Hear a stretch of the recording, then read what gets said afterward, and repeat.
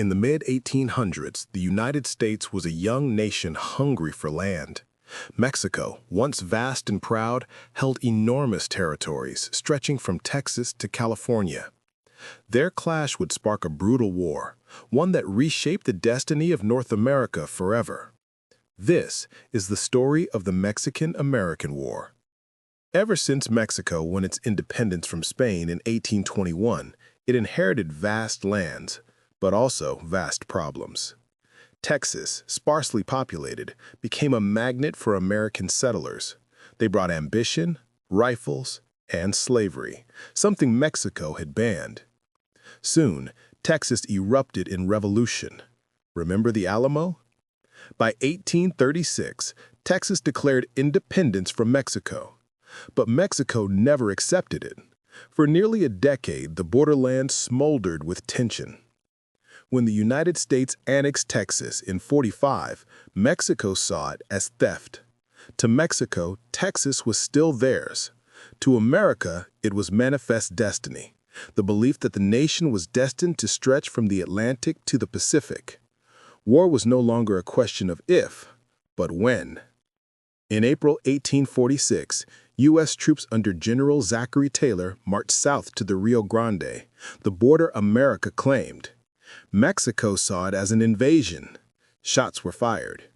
President James K. Polk seized the moment, declaring that American blood has been shed on American soil.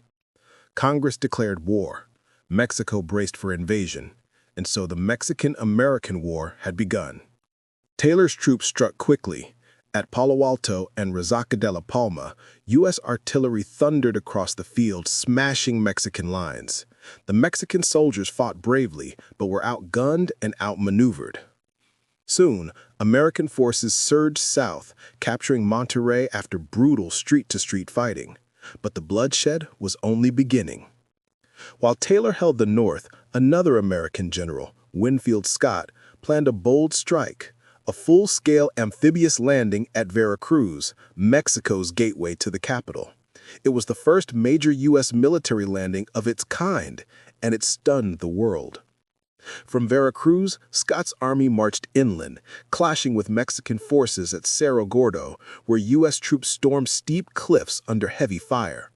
Victory after victory pushed them closer to the heart of Mexico, its capital, Mexico City. September 1847, the U.S. Army reached the gates of Mexico City. Defended by thousands of Mexican soldiers and young cadets, the fortress of Chapultepec Castle stood as the last shield of the capital. The battle was fierce. Mexican cadets, some only teenagers, fought to the death. Legend says the last cadet, Juan Escutia, wrapped himself in the Mexican flag and leapt from the walls, ensuring it would not be captured. These Niños Héroes became immortal in Mexican memory. By September 14th, American troops entered Mexico City. The war was effectively over. In 1848, the Treaty of Guadalupe Hidalgo ended the war. Mexico was forced to give up nearly half of its territory, lands that would become California, Nevada, Utah, Arizona, New Mexico, and parts of Colorado and Wyoming. In return, the U.S. paid $15 million, pennies compared to the value of the land. The dream of manifest destiny had been fulfilled. But for Mexico, it was a national tragedy, a wound that still echoes in history. The Mexican-American War was short, but its impact was enormous.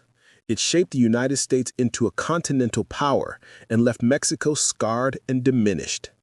It was a war of ambition, pride, and destiny, a war that changed the map forever. And that is the story of the Mexican-American War.